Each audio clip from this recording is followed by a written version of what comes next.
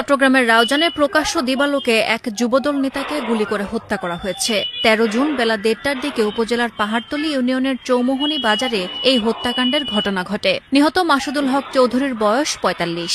তিনি রাঙ্গুনিয়া উপজেলা যুবদলের জ্যেষ্ঠ যুগ্ম আহ্বায়ক এবং বেতাগী ইউনিয়ন পরিষদের সাবেক চেয়ারম্যান মোহাম্মদ স্বপনের ছোট ভাই।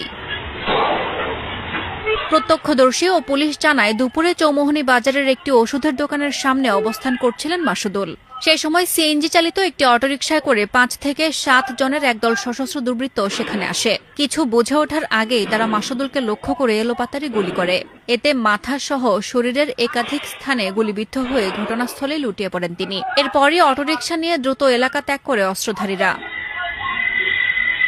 খবর পেয়ে রাউজান থানা পুলিশের একটি দল দ্রুত ঘটনাস্থলে পৌঁছে নিহতের সুরতেহাল প্রতিবেদন তৈরি করে। প্রকাশ্য বাজারের এই হত্যাকাণ্ডের পর পুরো এলাকায় চরম উত্তেজনা ও থমথমে পরিস্থিতি বিরাজ করছে। পুলিশ জানিয়েছে, ঘটনার কারণ অনুসন্ধান এবং জড়িত সন্ত্রাসীদের শনাক্ত ও গ্রেপ্তারে ইতিমধ্যেই পুলিশের একাধিক টিম অভিযানে নেমেছে।